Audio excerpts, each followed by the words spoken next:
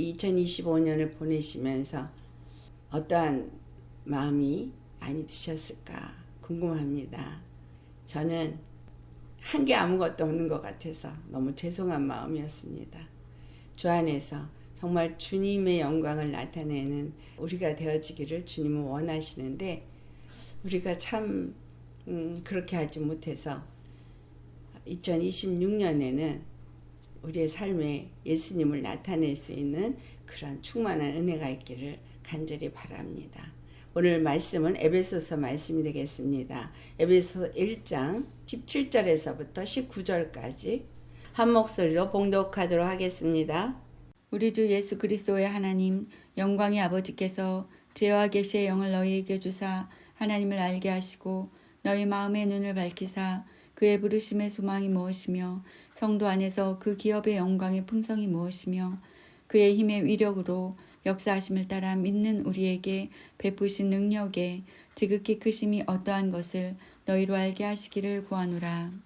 네, 오늘 말씀의 제목은 하나님의 영광에 참여하는 자가 되자.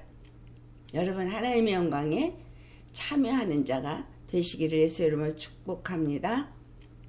하나님의 영광에 참여한다. 하나님의 영광에 참여한다는 것이 무슨 말씀인가? 어떻게 해야 하나님의 영광에 참여할 수 있겠는가? 여러분 하나님의 영광이 무엇인지를 많이들 알고 계시죠? 하나님의 영광.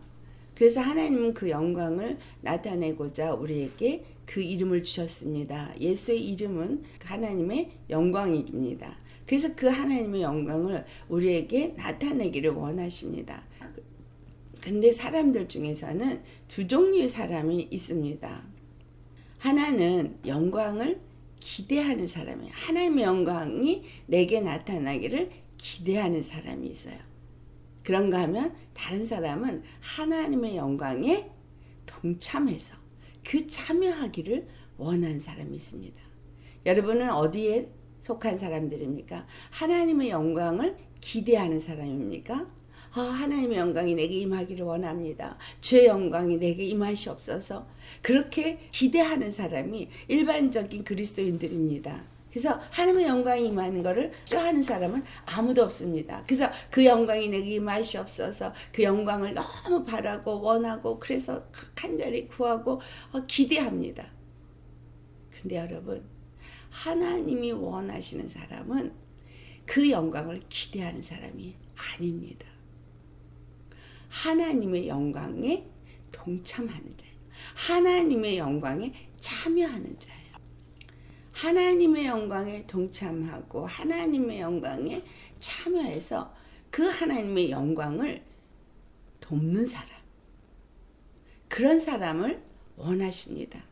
그렇기 때문에 오늘 이 본문의 말씀에 나타나고 있는 것이 하나님이 그 영광을 우리에게 주시고 그 영광에 우리가 참여해서 동참해서 그 영광을 나타내는 자가 되게 하시기 위해서 어떻게 주셨느냐.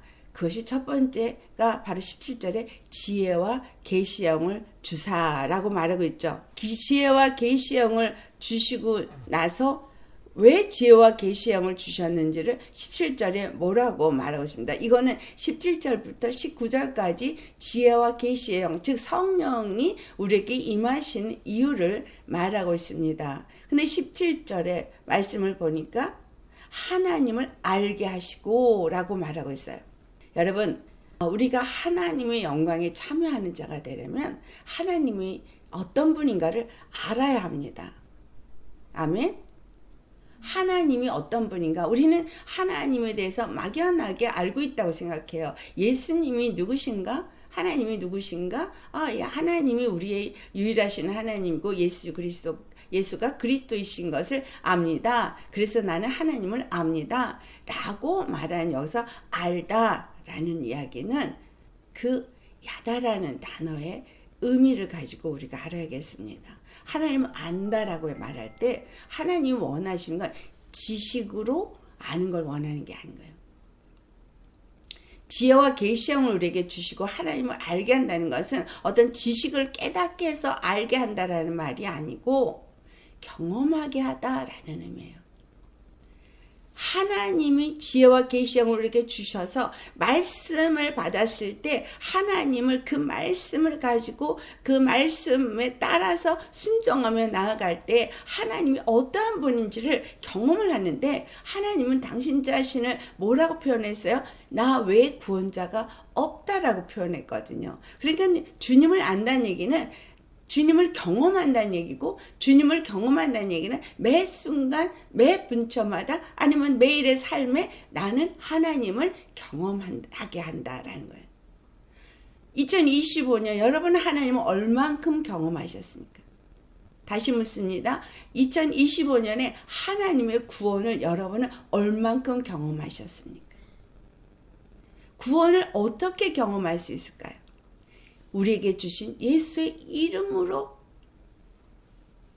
기도할 때, 우리에게 주신 예수의 이름으로 악한 영들과 대적을 할 때, 우리에게 주신 예수의 이름의 믿음의 선포를 할 때, 그 이름의 능력이 우리에게서 나타나지게 될 때 하나님의 구원을 내가 알게 되어지는 거죠. 성경을 통해서도 그 성경 속에서 하나님이 당신 자신을 표현할 때 어떻게 표현했는가가 그냥 지나가 버리는 게 아니라 그게 내 안에 들어와서 새겨져 버리면, 설교를 들을 때 설교를 듣고 그냥 지식적으로 듣고 그냥 알아진다가 아니라 그것은 정말 내 안에 들어와서 그렇구나라고 하면서 내가 이게 완전히 내 안에 들어와 버릴 때 진짜 그게 내 것이 되는 거예요.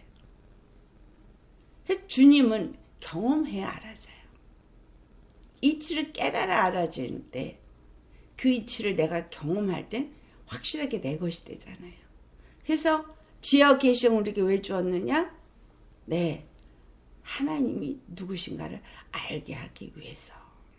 그런데 여기 보니까 우리 주 예수 그리스도의 하나님 영광의 아버지께서 지혜와 계시형을 주신다고 되어 있어요. 우리 주 예수 그리스도의 하나님 영광의 아버지께서 우리에게 지혜와 계시형을 주시는데 그 하나님의 영광이 어떠한 건지를 알게 하기를 원하시기 때문인 거예요. 우리에게 주 예수 그리스도의 그 하나님이 되심을 알게 하시기를 원하시는 거죠. 예수 그리스도의 하나님이 된다. 예수님을 십자가에 죽으셨는데 그 죽으신 예수님을 다시 살리신 생명의 주 하나님. 그분은 그 영광을 위해서 일하시는 하나님. 당신의 이름의 영광을 위해서 그 이름을 예수님께 주셨고 그 이름을 우리에게 예수님을 믿는 자들에게 주시면서 그 이름의 영광을 나타내기 위해서 일하시는 하나님. 이와 같은 많은 그 하나님을 알기를 원하십니다.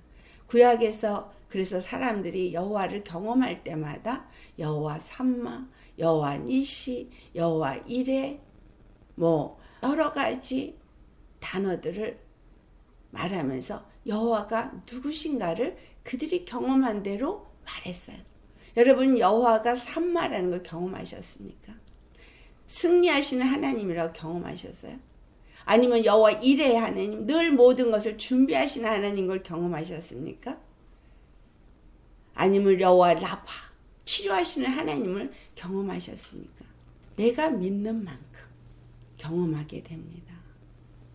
할렐루야. 2025년에 그렇게 하지 못했다면 2026년에는 여러분 정말 여호와를 경험함으로 여호와가 누구신지 아는 자 되시기를 예수로 축원합니다. 그 다음에 18절의 말씀. 하나님이 우리에게 왜 이 지혜와 계시형을 보내주셨는가? 너의 마음에 눈을 밝히사 그의 부르심에 소망이 무엇이며 성도 안에서 그 기업의 영광의 풍성함이 무엇인지를 알게 하기 위해서 지혜와 계시형을 부어주셨다. 너의 마음에 눈을 밝히다. 우리의 마음의 눈이 밝아져야 뭘 한다는 거야? 부르심의 소망을 알고 성도 안에서 우리가 하늘에서 하나님이 우리에게 주어주실 그 기업의 영광의 풍성함이 어떠한지를 알게 된다는 거예요. 우리의 마음이 열려요. 그러니까 우리의 마음 눈이 열리는 것은 어떻게 할 때 우리의 마음 눈이 열려지나? 그럼 지금 내 마음 문이 닫혀져 있다는 얘기인가? 왜? 왜 마음 눈이 닫혀져 있는가? 여러분, 우리의 마음은 하나님을 알도록, 하나님이 주신 그 하늘의 구원에 대한 소망을 갖도록, 그리고 그 하나님께서 우리에게 약속하신 기업의 풍성함이 어떤 것인지 알도록 주셨어요. 그런데 우리의 마음은 어때요? 우리의 마음이 세상의 것을 추구하고 있고, 세상의 육신의 정욕과 안목의 정욕과 이생의 자랑을 추구하죠. 여러분, 이런 것들은 바로 죄 사람으로서 죄성을 가지고 살아왔기 때문에, 하나님 없이 하나님을 모르고 살아왔기 때문에 그러한 것들이 우리 마음에 자리 잡게 된 것입니다. 그래서 우리 마음 안에 하나님을 향한 소망이 있어야 될, 그것이 얼마나 크고 얼마나 놀랍고 얼마나 풍성한 건지를 마음의 눈이 밝혀지면 알게 되어지는 거죠.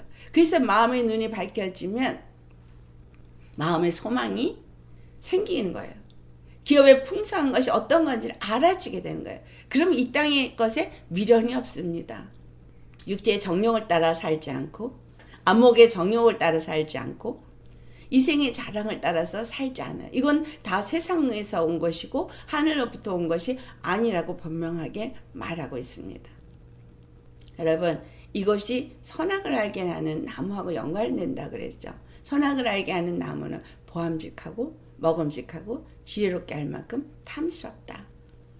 근데 그 선악을 알게 하는 나무가 도대체 뭐냐 막 그러는데, 하나님이 하지 말라 그런 것, 그것이 물론 선악을 알게 하는 나무는 하나님이 선악간에 판단하시는 하나님의 자리다, 이렇게 설명을 할 수도 있겠지만, 한마디로 말하면 내 마음을 네가 주장하지 말아라 라는 겁니다.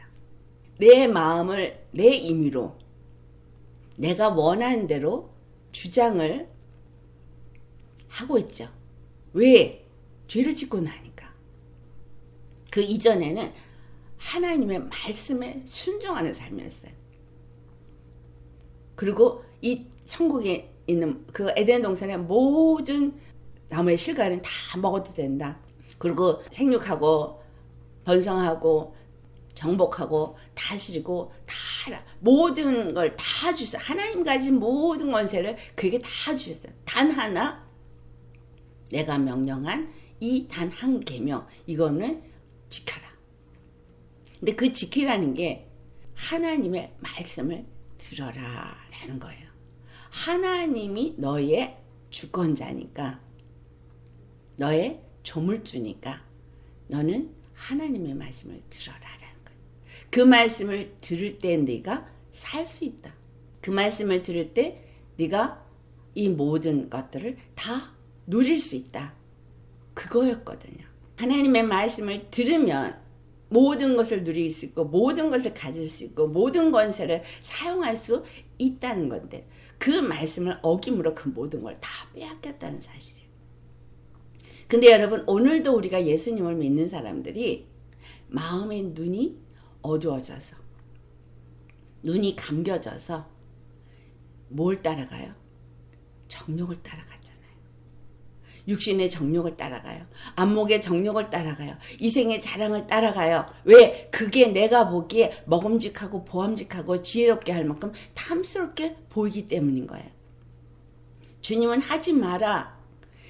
주님의 말씀을 들어라. 그러면 거기서 네가 하늘의 모든 권세를 가질 수 있다.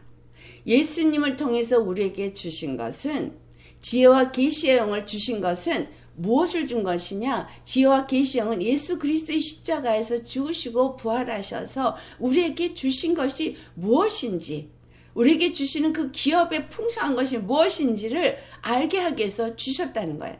예수님이 십자가의 은혜가 무엇인지, 그걸 통해서 하나님이 우리에게 주고자 하는 것이 무엇인지, 너희가 잃었던 것들을 다 다시 회복했다는 것을 너희가 알아라는 거죠. 잃어버린 형상이 어떻게 회복될 수 있는 것인지 알라는 거죠. 주 안에서 우리가 정말 알아야 하는 거, 정말 생각해야 될 건 무엇이냐는 거죠. 예수 그리스도가 십자가에 죽으시고 부활하신 그 한 사건, 그리고 하늘로 올라가셔서 우리에게 성령을 보내시고 성령으로 우리를 지혜와 계시형을 부어주시고 하나님을 알게 하길 원하신다는 건 예수 그리스도를 통해서 무슨 일을 하신 것인지를 알게 하길 원하신다는 거예요. 그걸 안다면 이 세상에 먹음직하고 보암직하고 지혜롭게 할 만큼은 그걸 따라가지 않게 된다는 거죠. 주의 말씀이 성경책 66권으로 기록되었는데 그 모든 기록되어진 모든 말씀들은 우리에게 오늘 주시는 하나님의 메시지입니다. 이스라엘을 통해서도 우리에게 이 말세를 만난 자들에게 본보기로 주셨다 그랬기 때문에 그것도 우리에게 주는 메시지입니다. 그들이 탐욕을 따라가고 그들의 생각을 따라가고 그들의 마음이 원하는 대로 갔다가 어떻게 되었는지를 기록하고 있습니다. 자기의 마음이 원하는 대로 했던 가인이 어떤 일을 했는지, 자기가 마음에 원하는 대로 사람들이 번성했을 때 어떻게 행했고 그들이 얻은 결과가 어떠했는지, 성경의 많은 이야기들은 그걸 말해주고 있어요. 주의 말씀을 듣는 자와 듣지 않는 자의 결과가 어떠한지, 순종하느냐 순종하지 않느냐는 그들이 하나님 여호와를 어떻게 여기느냐에 따라서, 그를 믿느냐, 그의 약속의 말씀을, 언약의 말씀을 믿느냐 믿지 않느냐에 따라서. 그래서 마음 눈이 왜 어두워졌느냐? 내 욕심을 따르니까. 그래서 말씀을 깨닫고 지혜와 계시형으로 그 마음 눈이 어두워진 것이 벗겨지도록 하길 원하신다는 거예요. 주님 안에서 내가 성령을 왜 받았나?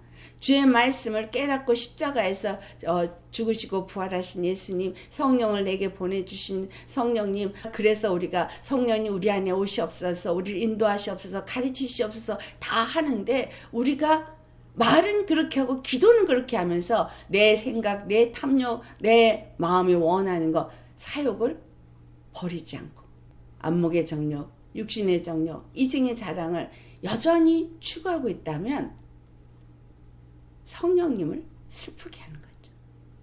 지혜와 계시형이 아무리 자기에게 임했었는들 그 말씀에 순종하지 않는 거죠. 성령이 주시는 음성에 순종하지 않는 거죠. 여러분, 불순종의 결과가 어떠한지는 성경에 다 나와 있습니다. 그래서 주님이 우리에게 지혜와 계시형을 주신 이유가 무엇인가라는 거죠. 세 번째, 19절. 이 시대 가운데 우리가 너무 중요하게 생각해야 될 부분인 거죠. 그게 뭐냐면 예수 그리스도가 지혜와 계시형을 우리에게 주시고 이것을 알기 원한다는 거예요. 근데 이게 뭐냐? 그의 힘의 위력으로 역사하심을 따라, 여기서 우리에게 지혜와 계시형을 통해서 무엇을 알기 원하냐?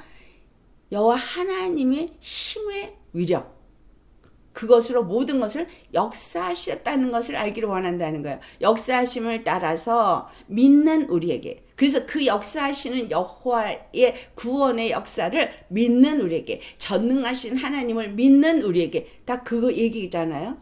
능치 못함이 없는 그분을 알고 믿는 우리에게. 그리고 나서 하는 말이 뭐예요? 베푸신 능력의 지극히 크심이 어떠한 것을 너희로 알게 하기를 구한다.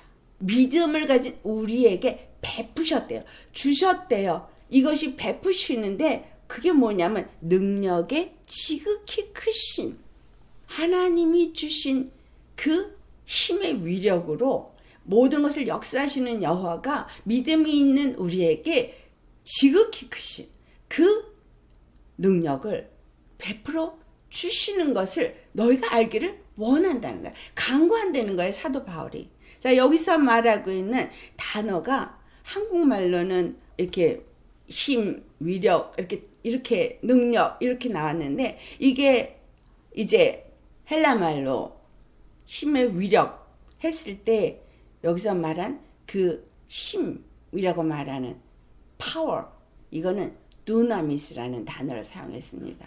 근데 이 두나미스라는 게 굉장한 큰 위력이 있다. 그런데 이 두나미스가 어떤 걸 말하면 하나님이 가지신 그 ability, 그가 가지신 모든 능력, 그가 가능한 모든 능력. 근데 여호와 하나님은 전능하신 하나님이시죠. 그가 그 모든 것을 하실 수 있는 전능하신 그 능력, 그리고 특별하게 그분이 일으키는 모든 이적과 표적과 이 모든 하늘로부터 내리는 이런 것들을 할 수 있는 그 능력, 이게 두나미스인 거예요. 그리고 그 다음에 또 하나, 다른 하나는 베푸신 능력의 지극히 크심이라는 단어 속에서 나오는 능력, 엑소스. 이것도 능력이고 크신 힘을 말하고 있습니다. 그래서 영어에서는 mighty라는 단어로 해석이 됐고, 그 다음에 power로 또 다시 번역이 되어져 있는 그 능력은 또 다른 단어예요. 이거는 크리아투스, 이것도 능력인데, 두나미스, 엑소스, 크리아투스, 이 세 가지 단어가 각각 갖고 있는 능력이 어떤 걸 나타내고 있느냐. 두나미스는 정말 하나님이 모든 일을 할 수 있는 전능하신 힘의 능력을 의미하고 있고, 엑소스는 하나님이 정말 그 힘이 마이디, 굉장히 지극히 크신 어떤 능력을 나타내고 있고, 또 다른 하나는 크리티우스, 이거는 또한 그 하나님의 능력 중에서 말로 할 수 없는 그러한 하나님의 능력을 나타내고 있습니다. 그래서 이 세 가지 단어를 통해서 우리가 하나님이 우리에게 베푸실 지극히 크신 능력은 어떤 걸 의미하느냐? 그것은 곧 하나님의 특별한 그리고 강하고 지극히 크신 힘의 능력, 이거를 주신다는 거예요. 그러니까 말로 표현해서 지극히 크시다, 위대하신 위력의 힘이다, 그것이 뭐 강력하다, 뭐 모든 말, 이 땅에서 힘을 나타내는 모든 단어를 다 갖다 붙여도 표현이 충분치 않은 능력인 거예요. 그 능력을 하나님이 주신다는 거예요. 누구에게? 믿는 자에게. 하나님이 그와 같은 힘의 위력으로 모든 일을 역사하시는 하나님이라는 걸 믿는 자들에게 이걸 동일하게 주신다는 거야. 그걸 지혜와 계시의 영이 임하면은 너희가 그것을 뭐 한다고요? 하나님을 알기를 위하는데, 그 안다는 건 똑같이 이 능력을 경험하는 능력을 너희가 갖는다는 것을 알게 하기를 원한다는 거야. 하늘의 하나님이 당신이 갖고 있는 그 모든 권세와 능력을 아담에게 주었던 것처럼, 예수 그리스도를 죽은 자 가운데서 다시 살아나게 하신 생명의 능력의 하나님이 그 예수 그리스도를 살리신 것처럼 우리 인간에게도, 믿는 자에게도 동일하게 하나님이 베푸시는 그 위대한 힘의 능력으로 그 모든 일을 이루게 하시는 일을 베푸실 것이다 라는 거예요. 누구에게? 믿는 자에게. 이것을 지혜와 계시형을 받아서 알고 믿는 자에게. 경험하지 않았다 할지라도 하나님이 어떤 분인지, 여호와가 어떤 분인지를 안다면, 예수 그리스도가 죽은 자 가운데서 부활하신 것을 안다면, 그 하나님은 이 모든 일을 능히 이루실 것을 믿을 수 있겠죠. 그것을 믿는 자는 그 우리에게 예수의 이름을 주시고 네가 이 이름으로 무엇이든지 구하라, 그리하면 내가 이루리라. 그런데 그 이루면서 그 모든 일을 이룰 때 하나님 아버지께서 영광을 받으실 것이라는 거예요. 너희가 이 모든 일 이루고 그것에 열매를 맺을 때 하나님 아버지께서 영광을 받으신다. 그래서 우리가 그 영광에 참여하는 자가 되어질 때에 하나님의 기쁨이 되어진다라는 거예요. 이것을 우리에게 알게 하기 위해서 지혜와 계시의 영이 임한 것이고, 지혜와 계시의 영이 임했을 때 지혜와 계시의 영만 임한 것이 아니라 이사야서 11장 2절의 말씀처럼 하나님이 지혜와 계시의 영, 재능과 모략의 영, 그리고 지식과 여호와를 경외하는 영, 거기다 하나 더 성령님의 기본된 그 힘의 능력이 있는 이 성령의 능력이 7가지 하나님의 영에 가진 능력이거든요. 하나님은 이것을 믿는 자에게 주기를 원하신다는 거예요. 할렐루야. 여러분, 하나님의 영광에 참여하는 자가 도대체 어떤 자냐? 그런데 하나님의 영광에 참여하도록 오순절날 이른비 성령이 임했어요. 그리고 그 뒤에 그 성령은 계속해서 많은 사람들에게 역사했습니다. 그런데 이 성령이 역사가 구약에서도 있고 신약에서도 있고 현대 세대에도 똑같이 있는데, 구약 시대에 이 하나님의 능력이 임한 것은 외제한 능력이었어요. 안에 내재한 능력이 아니라 외제한 능력. 하나님의 영이 그에게 임하니까 엘리사가 어떻게 했어요? 아람 왕의 그 비밀스러운 괴계를 다 보고 아는 마음 눈이 열리니까 다 그거 보고 알았어요. 그런데 모세도 하나님의 능력의 지팡이를 가지고 그 모든 일을 하고 하나님을 만났어요. 근데 여러분, 하나님의 영광에 참여한 자들 중에서 실패한 사건들이 있죠. 하나님의 영광으로 많은 걸 경험한 자보다 일단은 실패한 자를 구약에서 찾아보면 첫 번째가 모세죠. 모세는 하나님의 영광의 능력을 경험한 사람이에요. 그리고 그 영광에 참여한 사람이에요. 근데 그가 지팡이를 가지고 가데스 바네아에서 반석에 물을 쳐서 물을 낸 경험이 있었는데, 두 번째 주님은 반석에게 명하여 물을 내어 마시게 하라 라고 했는데 그가 반석을 그 지팡이로 쳤습니다. 중요한 것은 그 지팡이로 반석을 칠 때 뭐라고 그랬어요? 우리가 너희에게 물을 내랴 라고 했지만, 실질적으로 모세가 반석을 치고 했기 때문에 내가 너에게 물을 내랴 라고 한 거거든요.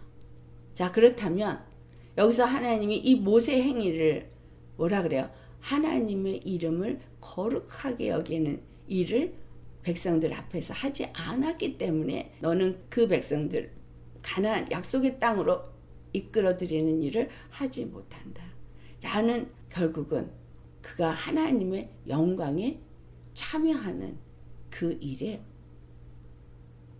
떨어졌어요. 뭐 했기 때문에? 이제까지 모든 능력을 행한 것은 하나님이 능력의 지팡이를 그에게 줘서 그 능력의 지팡이를 그 모든 일을 한 것이지 모세 자신의 것으로 준 건 아니거든요. 그런데 이 반역한 백성들아, 내가 너에게 물을 내랴 라고 한 내가가 나왔다는 거예요. 그래서 우리 하나님의 영광에 참여하는 자는 중요한 건 무엇이냐면 하나님이 이 모든 일에 주인이라는 거예요. 내가 어떤 걸 누리든 어떤 걸 하든 주인은 하나님이시지 내가 아닌 거예요. 주인공은 내가 아닌 거예요. 영광을 받으실 분은 하나님이시지 내가 아니라는 거죠. 또 한 사람 있죠. 다니엘서에 나오는 바벨론 왕 느부갓네살. 그 느부갓네살 왕이 다니엘서 4장 30절에서부터 31절을 보면은 그가 이제 바벨론을 보면서 한 말이 나와요. 다니엘서 4장 30절. 이 큰 바벨론은 내가 능력과 권세로 건설하여 나의 도성으로 삼고 이것으로 내 위엄의 영광을 나타낸 것이 아니냐. 여러분, 하나님이 이미 선지자들에게 내가 이제 한 왕을 일으켜서 그에게 능력을 주어서 이스라엘을 무너지게 할 거라고 예언을 했어요. 그래서 예언한 대로 여호와께서 바벨론 느부갓네살 왕에게 능력을 주고 그에게 큰 힘을 줘서 나와가지고 이스라엘을 무너뜨리게 되고 바벨론이 큰 도성이 되게 하신 거예요. 그에게 능력을 주신 거예요. 그러니까 큰 위엄의 힘의 위력의 능력을 그에게 주신 거예요. 그가 이방인일지라도. 그러니 하나님의 백성이든 이방인이든 이 땅에 어떤 권세와 어떤 위력과 어떤 능력을 줘서 얼마만큼 제국을 세우든 하나님이 주신 거라는 거예요. 그런데 그가 이 큰 바벨론은 내가 나의 능력과 나의 권세로 건설했다. 나의 도성으로 삼고 이것으로 내 위엄의 영광을 나타냈다. 물론 그는 하나님을 믿는 자가 아니기 때문에 그렇게 됐지만 그 말을 함과 동시에 나온 말이 뭐예요? 그에게 왕위가 떠나가노라고 바로 그 음성을 듣게 됩니다. 하늘에서 소리가 나서 이르기를 느부갓네살 왕아 내게 말하노니 나라의 왕위가 내게서 떠났느니라. 우리 주님 안에서 내가 얼마나 하나님의 능력과 위력을 경험을 하고 있는지 모르지만 그 어떤 걸 경험을 하던 우리는 절대 하나님의 영광을 취하면 안 돼요. 이건 하나님의 영광을 도둑질한 거거든요. 하나님의 영광은 도둑질한 거예요. 선악을 알게 한 나무의 실과를 먹지 말라는 거와 동일한 것입니다. 즉 하나님의 정권을 인정하고 위임한 사람은 절대 순종이죠. 거기에 내가 앉아서 내 생각대로 내 마음대로 내가 원하는 대로 살면 그건 하나님 자리에 앉은 거예요.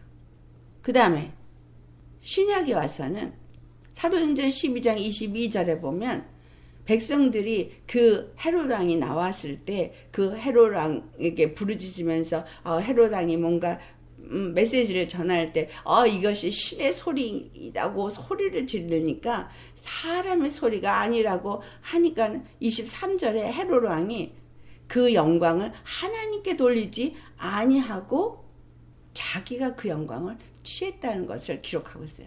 그러니까는 그가 하나님께 영광을 돌리지 아니하자마자 주의 사자가 곧 친히 벌레에게 먹혀서 그가 죽게 되었다.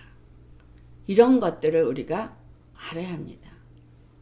또 영국에 유명한 스티븐 제프리라는 분이 있었습니다. 이분은 어마어마하게 이적과 표적과 기사, 치유의 역사 어마어마하게 일으켰던 분이에요. 근데 이분이 아프리카 가서 집회를 할 때 아프리카 집회는 10,000명 모이는 건 아무것도 아닙니다. 몇십만 명이 모여서 했을 때 그 단상에 섰을 때 어마어마했겠죠. 정말 얼마나 이 헤롯 왕이 와 하는 것과 느부갓네살 왕이 와 하는 것과 그 이상일 수도 있습니다. 그런데 이분이 그걸 보고 단상에 올라서 속으로 뭐라고 생각을 했냐. 세상은 내 발 아래에 있다. 라고 생각을 한 거예요. 세상은 내 발 아래에 있다. 그리고 거기서 집회를 잘하고 설교도 잘하고 능력도 많이 이적과 표적을 일으키고 그리고 돌아와서 영국 공항에 발을 딱 딛자마자 90도로 꺾어진 거예요. 90도로 꺾어져서 일어나질 못한 거예요. 그러니까 보려면 이렇게 하고 봐야 되는 거예요. 누구하고 말을 할래도. 90도에서 꺾어져 가지고. 그러는데 자기가 능력 있고 치유했던 사람이잖아요. 자기가 아무리 기도를 해도 치유가 안 돼. 그래서 아는 모든 치유하는 사람들을 다 불러서 기도를 받았어. 절대 안 돼. 치유가 안 됐어요. 이 사람 죽을 때까지 치유가 안 됐어요. 그랬더니 그분이 나중에 마지막으로 치유 역사를 하는 다른 목사님이 와서 기도를 해도 안 될 때 이것이 하나님의 영광을 침범했기 때문에 그래서요 치유가 안 된다고 얘기를 해주니까 그때서야 이 사람이 고백한 말이 내가 아프리카에 있을 때 세상이 내 발 아래 있다 라고 생각을 했노라고 고백을 한 거예요. 이분은 관을 피아노 같이 이렇게 삼각형으로 피아노 넣는 것처럼 관을 짜가지고 붙였습니다. 하나님의 영광을 도둑질하는 것이 이렇게 무서운 겁니다. 여러분, 하나님의 자리에 앉아서 내가 내 임의대로 하는 거 어디까지 주님은 봐주시는 거예요. 그거는 정말 봐주고 계시는 거예요. 그런데 내가 내 임의로 하면서 하나님의 영광에 참여하겠다고 한다면 그 사람이 하나님의 영광에 참여할 수가 있을까요? 절대 없습니다. 왜 하나님이 지혜와 계시형을 보내주셨느냐? 왜 세 가지 17절부터 19절까지 하나님을 알라는 거예요. 근데 하나님을 왜 알아야 되냐? 바로 그 하늘의 소망이 무엇인지를 알게 하기 위해서. 그리고 성도 안에서 우리가 가질 그 기업의 풍성함이 어떤 것을 주시는 하나님인 거예요. 그걸 주기를 원하시는 하나님에 대해서 알라는 거예요. 그리고 그분이 그 지극히 크신 그 힘의 위력으로 역사하심을 따라서 우리 믿는 자들에게 베푸신 그 크신 능력, 지극히 크신 그 능력이 어떠한 건지를 알게 하기를 원하신다는 거죠. 그래서 그 지역 계시형이 우리 안에 임했을 때 우리는 그와 같은 능력을 하나님이 내게 이루게 하시는 것뿐만이 아니라 우리도 또한 그 능력을 나타내는 일을 예수의 이름으로 할 수 있게 하신 것입니다. 알 때, 믿을 때, 경험하게 되고 또 내가 행하게 되는 거예요. 그래서 하나님이 이 땅에 이 모든 것을 예수 그리스도를 통해서 보여주시고 예수님은 또한 말씀하시기를 내가 한 일을 너희가 할 것이고 그거보다 더 큰 일도 할 것이다 라고 말씀하셨어요. 이걸 믿으십니까? 하나님이 역사하신 세계 모든 만물 가운데 창조하신 그 모든 역사가 말씀으로 역사했고 예수 그리스도가 말씀으로 오셔서 그 모든 일을 역사했고 그 말씀을 우리에게 주셨고 그 말씀으로 우리가 예수 그리스도 안에서 하나님의 것이 되어지고 믿음으로 그 안에 거하면서 말씀으로 선포할 때에 그 말씀이 생명이고 그 말씀이 능력이기 때문에 십자가의 도가 하나님의 능력이라고 말한 것처럼 하나님의 역사는 주 예수의 이름으로 우리 가운데 일어나게 될 거라는 것입니다. 이 일을 왜 원하시느냐? 하나님은 구원의 하나님이 그것을 나타내시고 그 영광을 받으실 하나님이십니다. 그것을 우리로 하여금 동참케 하시는 거예요. 참여케 하시는 거예요. 그 영광에 함께 동참하고 함께 참여해서 하나님의 영광을 나타낼 때 그 영광을 우리도 누리게 하기를 원하신다는 사실입니다. 그냥 영광이 내게 임하기를 기대하고 임하시옵소서 한다고 해서 영광이 오는 것이 아니라 그 영광에 참여할 때 동참할 때 그 영광이 우리의 것이 되어진다는 거예요. 아담이 다 잃어버린 걸 예수 그리스도께서 회복하셨고 예수 그리스도께서 회복하신 그것을 우리가 알도록 지혜와 계시형이 우리에게 임하였고 그것을 믿을 때에 우리 안에 무엇이 주어졌는가를 알아야 한다는 거죠. 그래서 이 마지막 때에 주님은 늦은 비 성령을 우리에게 주셔서 정말 그 초대기에 주셨던 그 능력께 7배가 되는 능력으로 주실 거라고 말씀하셔요. 이제까지 너희가 듣지도 못하고 경험하지도 못했던 일들을 보게 될 것이고 경험하게 될 것이랍니다. 여러분, 우리가 살고 있는 이 시대는 이제 마지막이에요. 우리가 살고 있는 이 세대 이후는 없습니다.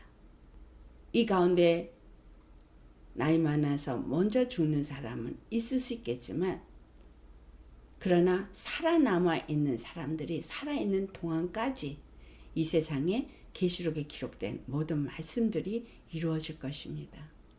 다음 세대는 없습니다. 그렇다면 지금 태어난 자들 그들이 자라면서 이 땅에 얼마 동안 살겠죠. 근데 그 세대가 얼마인지는 모르겠습니다. 젊은 사람들은 이 땅에서 지금 누려야 될 게 너무 많아서 죽기가 억울할 수 있겠지만, 죽기가 억울하게 생각한다면 뭘 의미하고 있는 거예요? 하늘에 소망이 없다는 거죠. 이 땅을 지으신 하나님이 이 땅의 것과 비교할 수도 없는 아름다움으로 천국 가운데 계시다는 것을 안다면, 저는 천국은 어떠한지는 보진 못했어요. 그런데 꽃밭을 보고 꽃향기를 맡고 천국의 생명나무의 열매를 먹어본 결과 이 땅과는 비교할 수가 없을 거라는 것이 상상이 됩니다. 그래서 보지 않아도 천국에 대한 소망이 심령에 가득하게 되고, 그 천국에 대한 소망이 있는 만큼 이 땅에 소망이 없습니다. 주 안에서 주님은 지금 어떤 자를 찾으시냐. 이제 이 세대가 마지막 세대라고 말씀드렸잖아요. 이 시대가 마지막 세대인데 하나님은 이 세대 가운데 이제 마지막 성령을 부으시고 하나님의 일할 자들을 찾아서 그 일을 하시고 끝내실 거라는 거예요. 2026년도부터 여러분이 다가오는 이제 세대에는 노아 홍수와 같은 세대가 올 것인데, 그 노아 홍수는 어떤 홍수냐면 노아 때의 심판의 홍수였다면 이번에는 성령의 홍수가 임할 것입니다. 이미 예언되어진 말씀처럼 성령의 이 온 바다 물이 덮음과 같이 주님의 영이 이 온 땅에 임하게 되는 그 일이 일어날 텐데, 그것을 그러면 모두에게 다 부어준다, 그냥 믿든 안 믿든 다 부어준다는 아닌 거예요. 어떤 자에게 이 성령을 부어주시느냐는 거죠. 왜냐하면 앞으로 살 세대는 성령이 충만해야만 되거든요. 성령으로 하지 않고는 이 악한 영의 역사가 훨씬 더 강하기 때문에 그걸 이길 수가 없거든요. 여러분, 벌써 이미 많은 미혹이 여러분 주위에 있습니다. 내 심령 안에서도 아직 세상의 걸 버리지 못했으면 미혹이 아주 강력하게 임할 거예요. 그리고 주위에 있는 사람들이 아주 달콤하게 미혹을 할 겁니다. 얼마만큼 내가 그 미혹을 이길 수 있겠는가? 내 육체의 그 정욕과 소욕을 버리지 아니하면 못 이깁니다. 그렇다면 미혹을 받게 될 때, 그 세상을 여전히 사랑하고 세상으로 나갈 때 그 사람은 믿음에서 떠나게 되어져 있어요. 다시 믿음 생활을 하면 되지, 양다리 절대 안 됩니다. 제가 이런 설교를 해서 많은 사람들이 떠나고 싫어합니다. 왜냐하면 세상에서 즐기면서 행복하게 살면서 예수님 잘 믿고 하나님 영광도 나타내고 그거 원하거든요. 양다리 절대 있을 수가 없는데 그걸 원해요. 그래서 성경을 번영신학으로 해서 가르치니 교회가 부흥합니다. 여러분, 그러나 거기에는 예수님은 없습니다. 아시겠어요? 예수님의 십자가에서 자기를 부인하고 자기 몫의 십자가를 지고 예수님을 따르지 않는 자는 예수님의 제자가 될 수 없다고 했다는 얘기는, 이 마지막 때는 남은 자들은 다 그리스도의 제자입니다. 그래서 성령의 충만함을 받아야 돼요. 그래서 하나님의 영광에 참여한 자가 누구예요? 예수 그리스도. 빌립보서 2장 6절에서부터 말씀을 보면 7절까지, 그는 근본 하나님의 본체시나 하나님과 동등됨을 취할 것으로 여기지 아니하시고 오히려 자기를 비워 종의 형체를 가지고 사람들과 같이 되셨다고 말하고 있어요. 이렇게 하나님 앞에 겸손하지 않으면 하나님의 영광에 동참할 수 없습니다. 겸손이라는 것은 어떤 거예요? 자기가 비워진 상태예요. nothing. 내가 추구하고 있는 것이 없는 nothing. 내 생각도 없는, 내 방법도 없이 주님께 모든 것을 묻고 주님이 시키신 대로 행하는 사람. 그 사람이 겸손한 사람이에요. 제가 그렇게 기도했어요. 주님, 2025년에 주님 앞에 제대로 하지 못한 거 회개하면서 2026년에는 제가 무엇을 해야 할까요? 지침을 주시옵소서라고 했을 때 주님은 저에게 한마디 말씀을 하셨는데 그게 뭐냐면 무엇이든지 내게 물어라.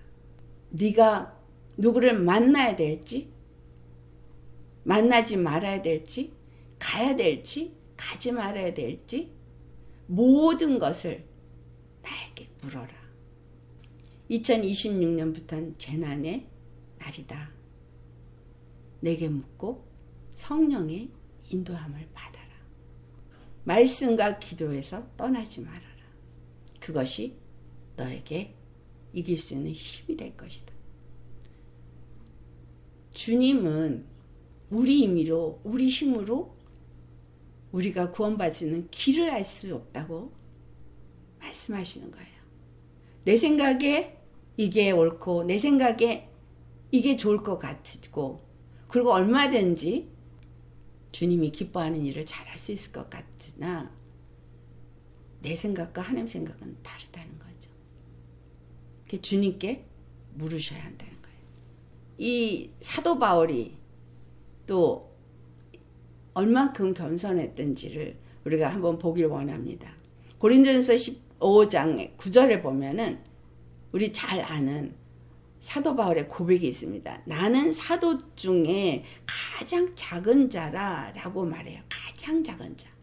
아주 리스트 가장 작은 자라고 표현하고 있어요.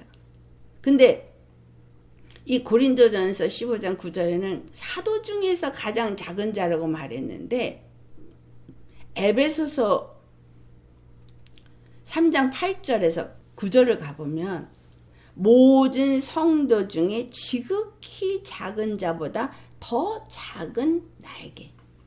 이 고린도전서를 쓸 때는 AD 56년이었고 이 에베소서를 쓸 때는 AD 60년이었습니다. 4년이 지났는데 4년 만에 사도 바울의 고백이 바뀐 거예요.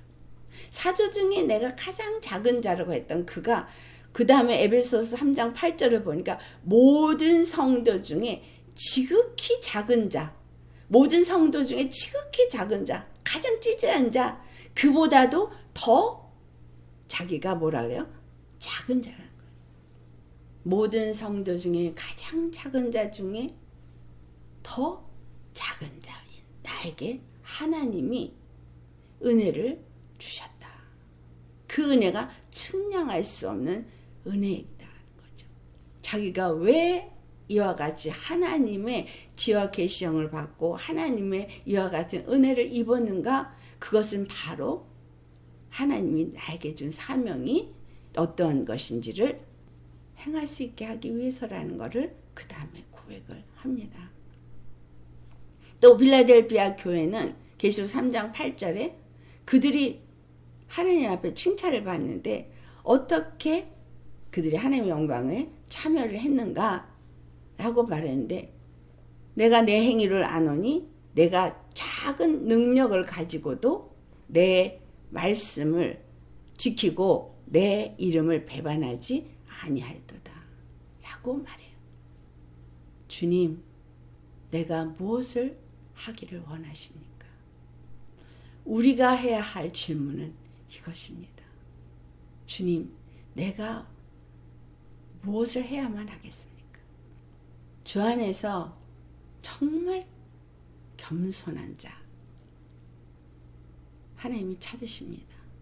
그 다음에 두 번째가 자기 안에 있는 교만, 이 엄격하게 자신의 교만을 제거해야 됩니다.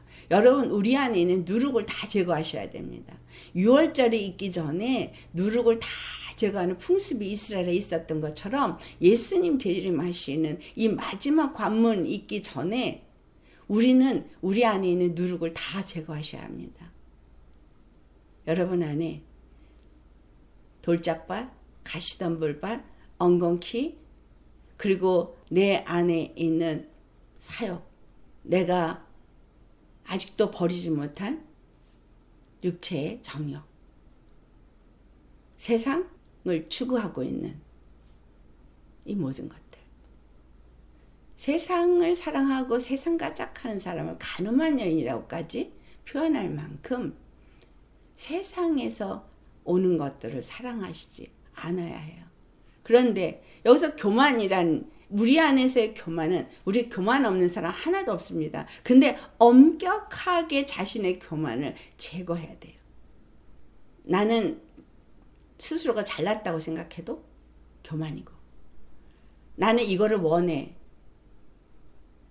라고 자기의 것을 너무 드러내도 교만이고, 다른 사람이 내가 이해하지 못하는 상황에서 있는 거, 그것도 내가 잘못됐다고 생각하는 것도 교만이고, 내가 정죄하고 판단하던 거 다 교만인 거예요. 왜? 하나님이 우리 각 사람을 다루는 게 다릅니다.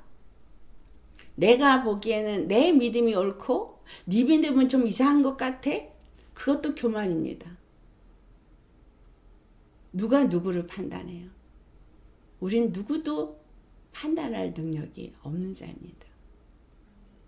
중요한 건 내가 하나님 앞에 정말 바른 길을 가고 있느냐 아니냐인 거죠.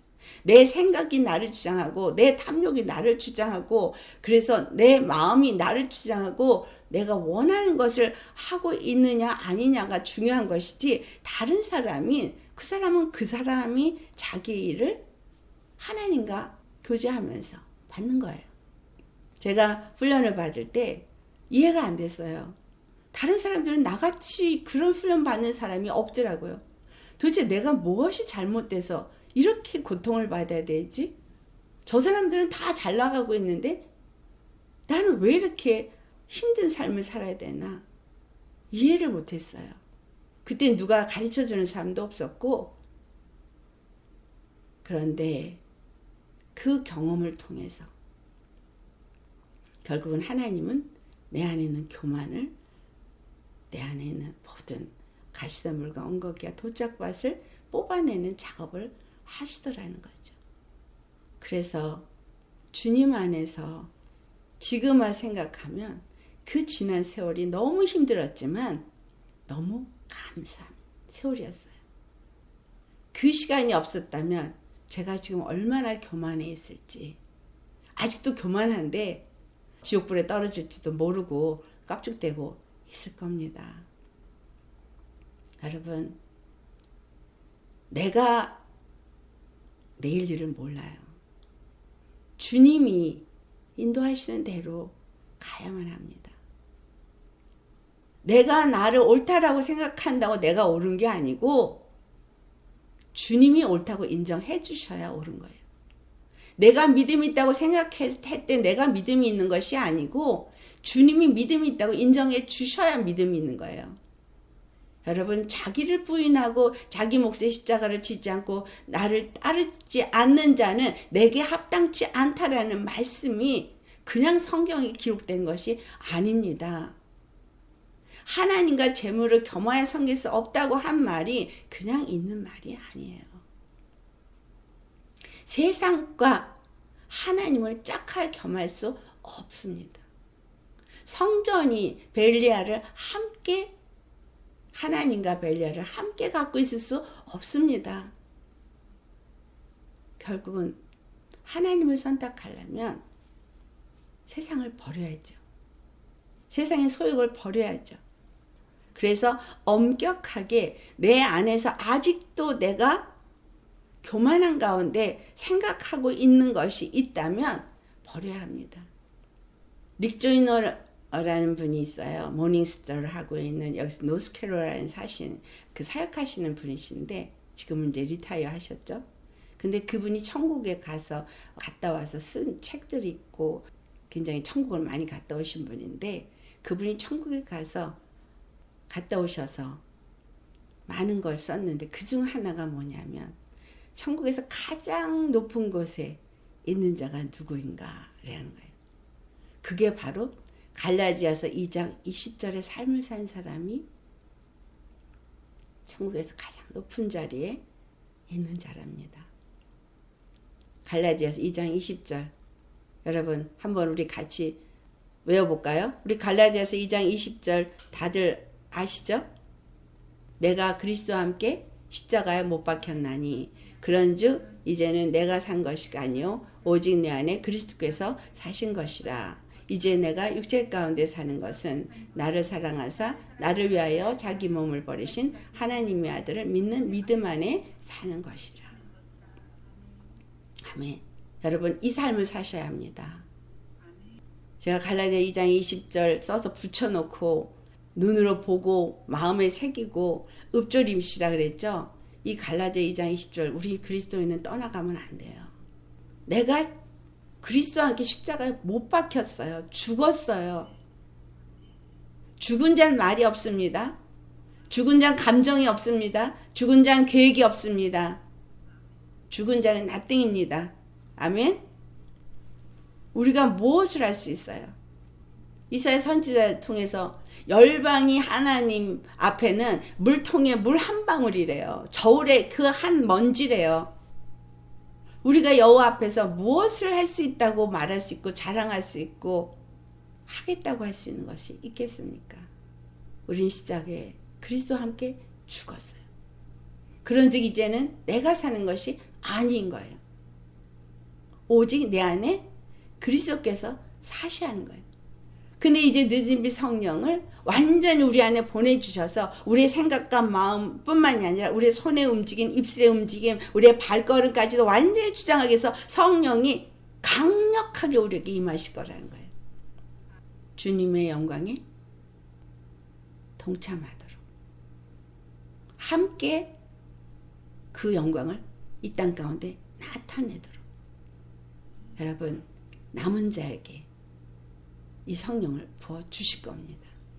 이거를 기대만 하시렵니까? 아니면 동참기 위해서 준비하시겠습니까? 6월절 맞이하기 위해서 그들은 누룩을 제거하는 준비를 했어요. 우리가 겸손한가 아니면 정말 교만한가를 돌아보고 이 엄격하게 그 모든 누룩을 다 지고 죄하듯이 내 안에 교만한 생각과 교만한 마음과 교만한 말과 교만한 행동과 교만한 계획과 이 모든 걸 제거해야 합니다.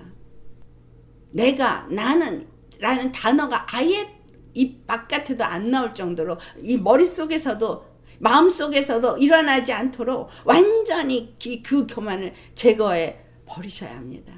여러분 그 부자 청년이 예수님 앞에 찾아온 사건이 마가복음 10장에 나오죠. 21절에서 22절. 그는 내가 어떻게 해야 영생을 얻겠습니까? 라고 질문을 해요. 근데 율법을 자기는 다 지켰대요. 그때 이거 정말 황당한 일이잖아요. 네가 가진 모든 재물을 다 팔아서 가난한 자들에게 나눠주고 나를 따르라. 왜 그랬을까요? 왜 예수님은 이 얘기를 했을까요? 그에게 재물이 주인이 되었기 때문인가요? 재물이 그의 기쁨이 되었기 때문인 거예요. 그 상태에서는 구원을 받을 수 없기 때문인 거예요. 하나님은 억지로 힘든 삶을 살도록 네가 갖고 있는 걸 다 팔아서 가난한 자에게 주라 그런 것이 아니라 하나님은 그 청년이 갖고 있는 재산보다 더 많이 주실 수도 있는 분이에요. 그런데 주님은 그 영혼을 구원하기를 원하시는 게 더 큰 목적입니다. 그 재물을 의지하고 구원을 받지 못할까 봐 그걸 버리라 그러는 거예요. 여러분 안에 있는 요거 붙잡고 있는 요거 놓고 싶지 않은 요거 근데 하나님은 그거 갖고 있으면 구원받지 못하기 때문에 그건 놓으라는 거예요. 하나님의 관심은 내 영혼의 구원에 있습니다. 여러분 영혼의 구원에 나보다도 더 관심이 있는 분이 바로 예수님이시고 여호와 하나님이십니다. 그래서 이거를 내어놓아라. 그러면 내가 너에게 더 줄게 하는 거예요. 네가 가진 거 요만큼밖에 안 돼. 이건 나한테 내놔. 십자가에 버려. 내가 너한테 그거보다 훨씬 더 많이 줄게. 이게 주님이에요. 아멘. 겸손과 교만을 보면서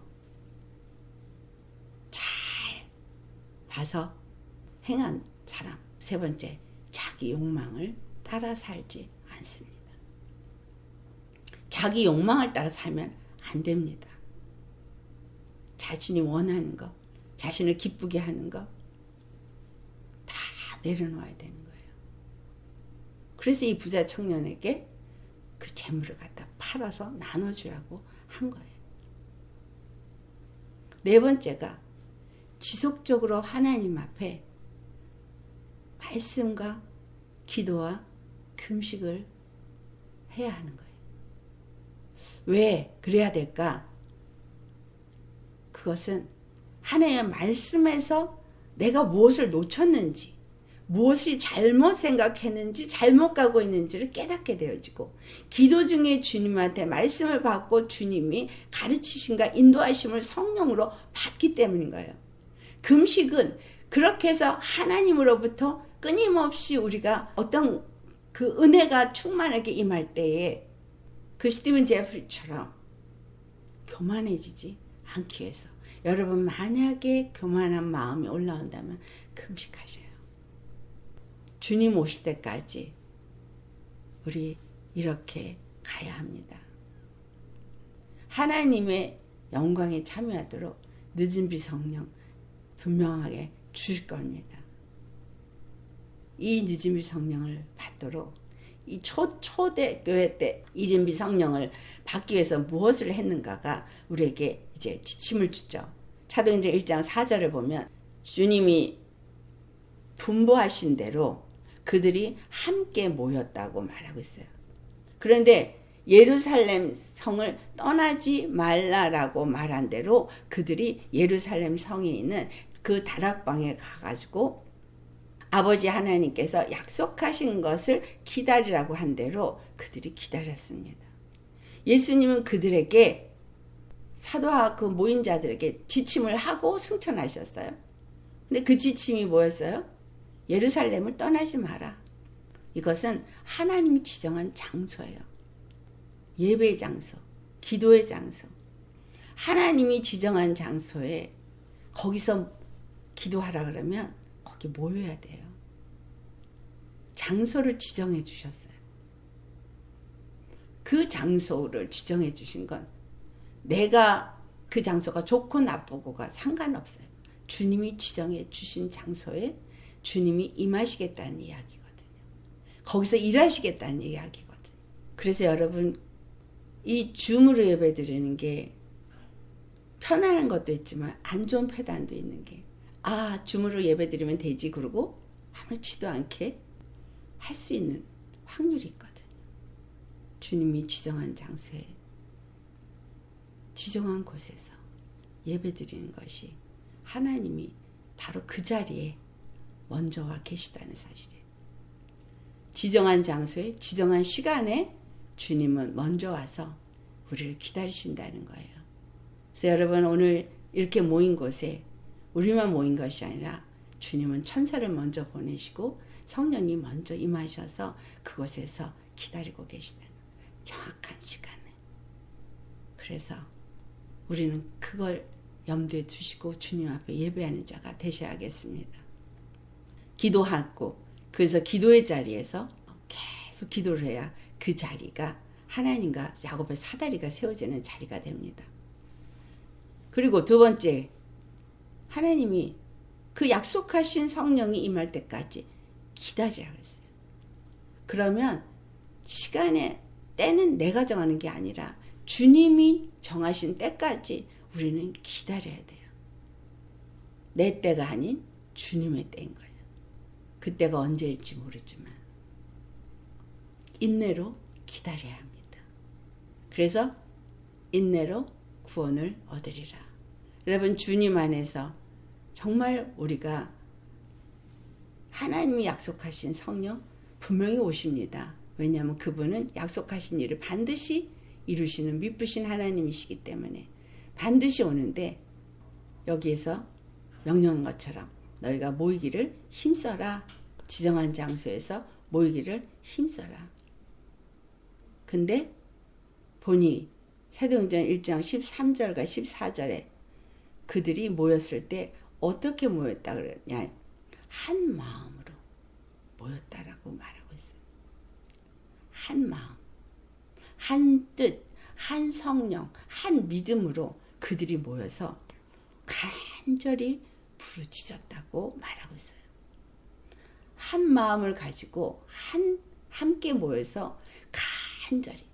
여러분, 중요한 건 뭐냐면 얼마만큼 주님 앞에 정직하게 간절하게 찾느냐는 거예요. 이것이 중요한 5번째입니다. 정직하게 간절히 찾으셔야 돼요.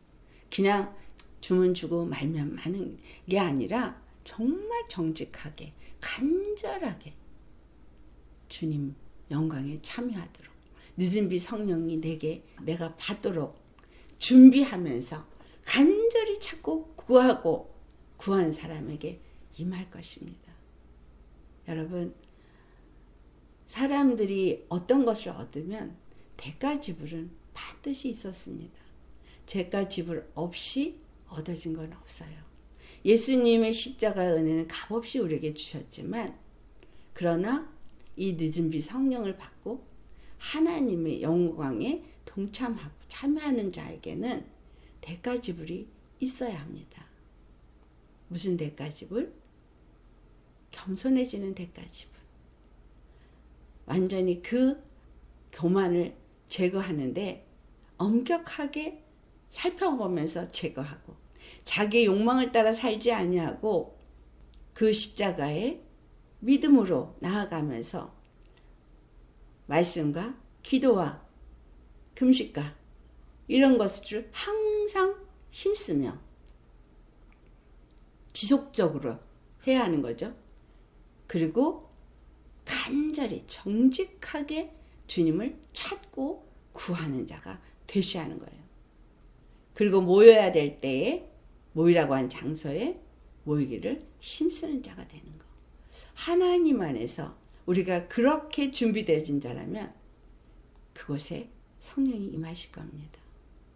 이제 온 세상에 늦은 비 성령이 임하실 때에 바로 이런 자들에게 임하신다라는 거예요. 우리 주 안에서 정말 하나님의 영광에 참여하는 2026년이 되시기를 소망하십니까? 그렇다면 오늘 말씀 넘겨서 소홀하게 듣지 마시기 바랍니다. 아멘. 2026년이 되었습니다. 여러분, 이 새해에 정말 하나님의 영광에 참여하는 여러분이 되시기를 예수님으로 축원합니다. 아멘. 주 안에서 우리가 그 영광에 참여하기 위해서 우리의 자신을 보면서 옷을 벗어버리고, 육체로 뭔가를 포장한 것이 있다면 벗어버리고 예수님의 피값을 지불하고 주신 그리스도의 옷으로 입는 저와 여러분 되시기를 예수 이름으로 축원합니다. 아멘. 기도하시겠습니다.